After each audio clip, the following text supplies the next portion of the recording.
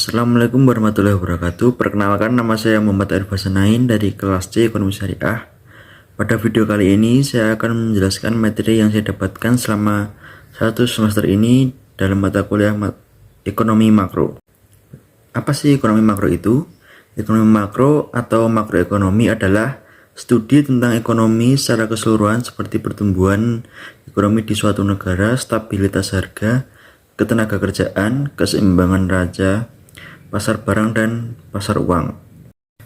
Materi yang pertama adalah how market work atau mekanisme pasar. Secara sederhana merujuk pada sistem pasar di mana kekuatan yang ada yaitu permintaan dan penawaran mendorong pasar menuju equilibrium. Pada titik equilibrium, pasar menentukan harga dan kuantitas bagi konsumen dan produsen. Konsumen dan produsen sepakat tentang harga dan kuantitas tersebut. Mekanisme pasar bekerja ketika pasar dalam kondisi disequilibrium, yang mana muncul karena ada kelebihan penawaran atau permintaan. Ketika pasar berada pada kondisi equilibrium, harga dan kuantitas tidak berubah dan mekanisme pasar tidak bekerja.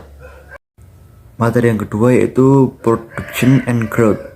Pertumbuhan ekonomi mengacu pada peningkatan output di suatu perekonomian dari waktu ke waktu. Ini bisa jangka pendek ataupun jangka panjang. Dalam jangka pendek, pertumbuhan mewakili peningkatan dalam output real. Biasanya dilihat dari perubahan PDB real.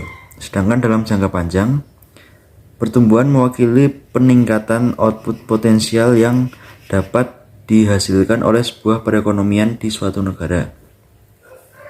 Faktor yang mengaruhi pertumbuhan ekonomi dalam pertumbuhan jangka pendek, yang pertama, peningkatan permintaan agregat, peningkatan penawaran agregat. Kemudian faktor yang mengaruhi pertumbuhan ekonomi dalam jangka panjang yaitu kuantitas dan kualitas tenaga kerja, modal, teknologi, dan sumber daya alam. Materi yang ketiga yaitu tabungan dan investasi. Tabungan dan investasi menjadi modal penting bagi suatu negara untuk mendorong perekonomian pada suatu negara. Menabung dan berinvestasi akan memiliki stok modal dan sumber daya yang dapat digunakan suatu hari saat akan melakukan produksi. Manfaatnya, kita tidak akan bingung dan panik saat tidak memiliki modal dan sumber daya tersebut karena kelangkaan. Kita dapat menggunakan tabungan dan investasi yang telah. Selanjutnya yaitu lembaga keuangan. Lembaga keuangan adalah lembaga yang bertugas mendata atau sebagai tempat orang menabung dan berinvestasi. Contohnya seperti bank, pegadaian, koperasi, perusahaan modal ventura, leasing, dan dana pensiun. Materi yang kelima adalah unemployment atau pengangguran. Pengangguran atau tunakarya adalah istilah untuk orang yang tidak bekerja sama sekali, sedang mencari kerja, bekerja kurang dari 2 hari selama seminggu, atau seseorang yang sedang berusaha mendapatkan pekerjaan yang layak. Jenis pengangguran ada 5. Yang pertama itu setengah menganggur, yang kedua pengangguran friksional, yang ketiga pengangguran struktural, yang keempat pengangguran musiman, dan yang kelima pengangguran teknologi. Umumnya penyebab pengangguran disebabkan oleh laju pertumbuhan penduduk yang tidak diimbangi dengan ketersediaan lapangan kerja yang luas. Upaya yang dapat dilakukan oleh pemerintah untuk menanggulangi masalah pengangguran adalah dengan membuka lapangan pekerjaan, mengadakan pelatihan kerja, mensukseskan program kartu prakerja. Materi yang keenam adalah monetary system atau sistem moneter, yaitu sistem di mana pemerintah menyediakan uang dalam perekonomian suatu negara. Sistem moneter juga melakukan pengawasan cadangan valuta asing. Di Indonesia, otoritas Sistem moneter terdiri atas Bank Indonesia, pemerintah yang diwakili oleh Menteri Keuangan. Kemudian yang termasuk dalam sistem moneter adalah bank-bank atau lembaga-lembaga yang ikut menciptakan uang giral. Oleh karena itu, sistem perbankan merupakan bagian integral dari suatu sistem moneter. Fungsi sistem moneter itu sendiri adalah melaksanakan atau menyelenggarakan mekanisme lalu lintas pembayaran yang efektif dan efisien dengan biaya dan hambatan seminimal mungkin. Hal ini bertujuan agar dapat mendorong kelancaran dari kegiatan transaksi dalam perekonomian. Materi yang ketujuh adalah money growth and inflation. Inflasi adalah suatu proses meningkatnya harga-harga barang secara umum dan terus-menerus berkaitan dengan mekanisme pasar yang disebabkan oleh berbagai faktor. Tingkat harga terutama ditentukan oleh jumlah uang yang beredar. Inflasi lebih mengenai nilai uang daripada mengenai nilai barang. Ketika tingkat harga naik, orang harus membayar lebih untuk barang dan jasa yang mereka beli. Kenaikan pada tingkat harga berarti nilai uang menjadi lebih rendah. Yang menentukan nilai uang adalah penawaran dan permintaan. Teori jumlah uang. Jumlah uang yang tersedia menentukan tingkat harga dan bahwa tingkat pertumbuhan jumlah uang menentukan tingkat inflasi. Semakin besar permintaan barang dan jasa menyebabkan kenaikan harga barang dan jasa. Kenaikan tingkat harga meningkatkan jumlah permintaan uang.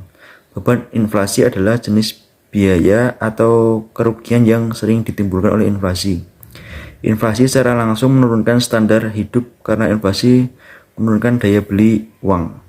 Materi yang ke-8 adalah Open Economy Basic Concept. Ekonomi terbuka merupakan ekonomi yang berinteraksi dengan secara bebas dengan orang lain, mencakup ekspor yaitu kegiatan memproduksi barang dan jasa dalam negeri dan dijual ke luar negeri, impor barang dan jasa yang diproduksi di luar negeri dan dijual di dalam negeri, ekspor neto atau ekspor bersih, nilai suatu ekspor dikurangi nilai impornya disebut juga neraca perdagangan. Kemudian surplus perdagangan yaitu kelebihan ekspor dibanding impor, defisit perdagangan kelebihan impor dibanding ekspor, balance trade atau perdagangan seimbang yaitu situasi di mana ekspor sama dengan jumlah impor. Dampak sistem ekonomi terbuka positif. Yang pertama, memperluas pasar produksi dan jasa perusahaan dalam negeri dengan adanya ekspor impor. Yang kedua, mengurangi tingkat pengangguran masyarakat suatu negara yang karena semakin terbukanya lowongan pekerjaan bagi masyarakat atas perluasan usaha dalam negeri maupun kesempatan memperoleh pekerjaan di luar negeri. Sedangkan dampak negatif ekonomi terbuka yaitu barang-barang produksi di dalam negeri terganggu akibat masuknya barang impor dari negara lain. Yang kedua, munculnya ketergantungan dengan negara maju. Yang ketiga, terjadinya persaingan yang tidak sehat karena pengaruh perdagangan bebas. Materi yang ke-9 adalah inflasi dan pengangguran. Inflasi dan pengangguran merupakan suatu masalah yang biasa terdapat dalam masyarakat. Kedua masalah tersebut biasa mengakibatkan efek terhadap ekonomi, politik, dan sosial. Ketika inflasi meningkat, maka harga-harga barang akan meningkat, dan ketika harga barang meningkat, masyarakat tingkat menengah ke bawah akan sulit untuk memenuhi kebutuhan pokoknya. Berbeda dengan inflasi, walaupun tingkat pengangguran mengalami peningkatan yang signifikan di lingkungan masyarakat, tapi dampaknya tidaklah dirasakan secara langsung oleh masyarakat secara keseluruhan, melainkan hanya sebagian atau bahkan beberapa masyarakat yang sering terkait. Dalam kurva Philip menggambarkan ciri perhubungan di antara tingkat kenaikan upah dengan tingkat pengangguran atau di antara tingkat harga dengan tingkat pengangguran. Terdapat satu sifat hubungan yang negatif atau berbalikan di antara kenaikan tingkat upah dengan tingkat pengangguran. Pada ketika tingkat pengangguran, presentasi kenaikan tingkat upah adalah rendah, dan apabila tingkat pengangguran rendah, presentasi kenaikan tingkat upah adalah tinggi. Materi yang ke-10 adalah government budget. yaitu sebagai alat untuk mengimplementasikan keputusan kebijakan untuk mencapai tujuan sosial, ekonomi, dan politik. Yang kedua, menentukan sumber daya dan penggunaannya untuk mencapai tujuan yang ditetapkan. Kemudian, anggaran pemerintah adalah dokumen yang disiapkan oleh pemerintah dan atau entitas politik lainnya yang menunjukkan penerimaan pajak yang diantisipasi, yaitu pajak warisan, pajak penghasilan, pajak perusahaan, pajak impor, dan pengeluaran yang diusulkan seperti kesehatan, pendidikan, pertahanan, jalan, tunjangan negara untuk tahun anggaran yang akan datang. Di sebagian besar sistem parlementer, anggaran disajikan kepada legislatif dan seringkali memerlukan persetujuan dari legislatif. Semoga dari materi-materi tersebut kita dapat menambah wawasan dan pengetahuan dari mata kuliah ekonomi makro. Sekian video dari saya, kurang lebihnya mohon maaf. Wassalamualaikum warahmatullahi wabarakatuh.